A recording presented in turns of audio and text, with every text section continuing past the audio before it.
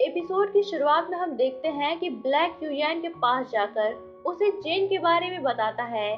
तो युयान तुरंत जेन के पास आता है और उसकी हालत देखकर समझ जाता है कि युआन टाओ ने उसे किसी नाइटमेयर स्पिरिट से कैप्चर करवाया है।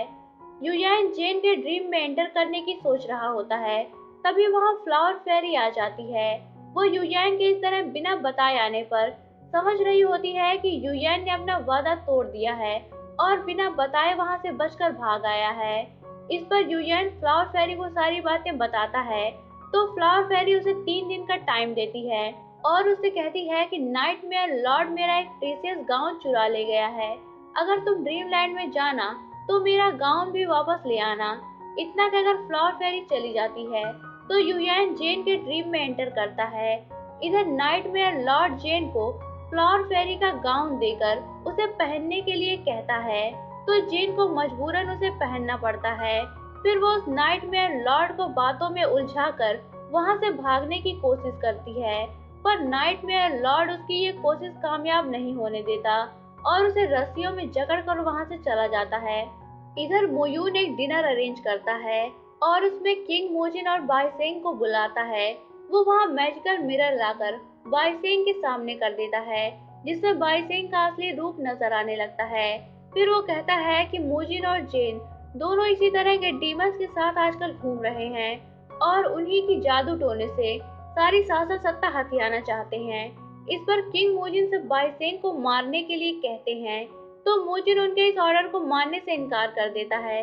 तभी मोयून मोजिन से फाइट करने लगता है और ऐसा प्रिटेंड करता है कि मोजिन ने किंग को मारने की कोशिश की। फिर वो अपने सोल्जर्स को किंग को वहां से ले जाने का ऑर्डर देता है। तो उसके सोल्जर्स उसकी बातों को समझते हुए किंग को वहां से ले जाकर होस्टेज बना लेते हैं। इधर मोजिन मोयून के सोल्जर से फाइट करता है और इस फाइट में वो बुरी तरह से जख्मी हो जाता है। तो मोजिन वही दम तोड़ देता है। मोजिन के मरने से बाइसेंग बिल्कुल पागल सा हो जाता है और वो मोयून को फुटबॉल की तरह धो धो कर मार डालता है। इधर ब्लैक भी आकर किंग को छुड़ा लेता है। किंग मोजिन को मरा हुआ देखकर शॉक्ड होते हैं। इस पर बाइसेंग अपनी फॉक्स स्पिरिट बॉल से मोजिन को फिर से जिंदा कर देता है, पर ऐसा करके वो एक सिंपल सा ऑर्डिनरी फॉक्स बन जाता है। अब वो दोबारा कभी भी ह्यूमन फॉर्म में कन्वर्ट नहीं हो सकता था। इधर जेन के पास ड्रीम फेरी का भाई जियाओ यान आता है, जिसे सबने मिलकर इविल जादूगर के पास से छुड़ाया था। उसने नाइटमेयर लॉर्ड को जेन को होस्टेज बनाते देख लिया होता है। वो जेन की रस्सियां खोलता है और उसे वहां से निकलने में हेल्प करता है।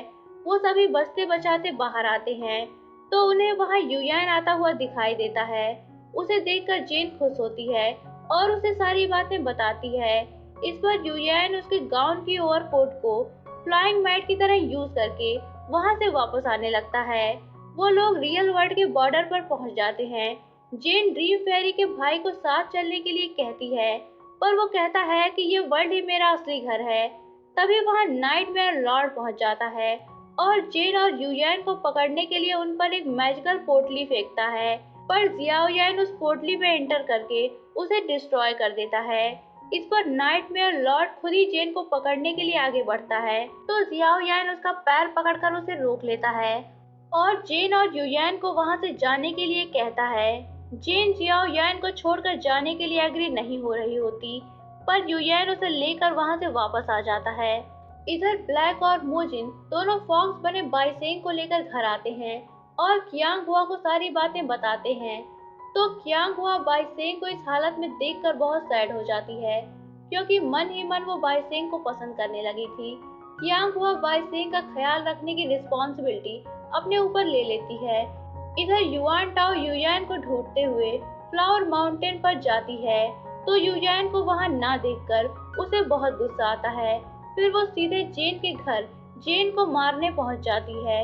युयान उसे रोकता है और कहता है कि तुम्हें अगर किसी को मारना है तो तुम मुझे मारो।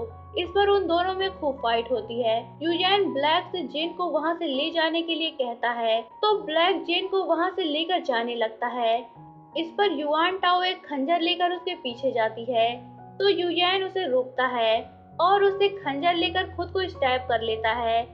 इस पर युआन टाओ हैरान होती है और कहती है कि तुम उसके लिए अपनी जान दे रहे हो।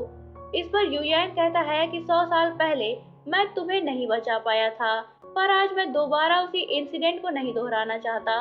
इस पर युआन टाओ कुछ सोचने लगती है और फिर अपने असली रूप में आकर बताती है कि पास्ट में आखिर एग्जैक्टली हुआ क्या था। एक्चुअली जब यूजिन मर जाती है तो उसकी मदर युआन टाओ उसे अपनी बॉडी देकर दोबारा से जिंदा कर देती हैं। इसलिए बॉडी तो युआन टाओ की होती है पर उसमें आत्मा यूजिन की होती है। उसकी सारी बातें सुनकर युयान भी सैड हो जाता है और फिर यूजिन युयान और जेन को उनकी हालत पर छोड़कर हमेशा हमेशा के लिए वहां से चली जाती है। उसके बाद युयान भी वापस फ्लावर माउंटेन पर ड्रीम फेरी का गाउन लेकर जाने लगता है।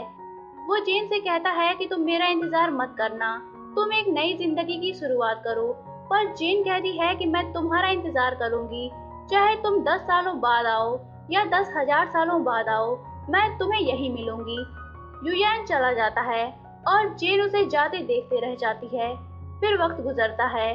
कियांग हुआ बाईसेंग को लेकर जंगल के बीचों बीच एक छोटा सा प्यारा सा घर बनाकर रहने लगती है और जेन ब्लैक के साथ स्क्रीन शॉप का काम संभाल रही होती है। किंग के कहने पर मोजिन उसे प्रिंसेस का टाइटल देकर पैलेस में रहने के लिए इनवाइट करने आता है, पर जेन उसके लिए एग्री नहीं होती और मोजिन को वापस भेज देती है। तभी वो देखती है कि ढेर सारे इक्विनॉक्स फ्लावर हवा में उड़ते हुए उसकी ओर आ रहे होते हैं। डेफिनेटली ये सारे फ्लावर यूजैन ने जेन के लिए भेजे होते हैं। जेन उन्हें देखकर खुश होती है। यही ये ड्रामा एंड होता है। तो दोस्तों, आपको ये ड्रामा कैसा लगा मुझे कमेंट बॉक्स में बताएं और अगर आपको ये वीडियो पसंद आई हो तो इसे लाइक करें, अपने दोस्तों के साथ शेयर करें और चैनल को सब्सक्राइब करना ना भूलें, क्योंकि हम आपके लिए ऐसे ही मजेदार ड्रामे लाते रहेंगे। तो मिलते हैं नेक्स्ट वीडियो में, तब तक के लिए take care and good bye.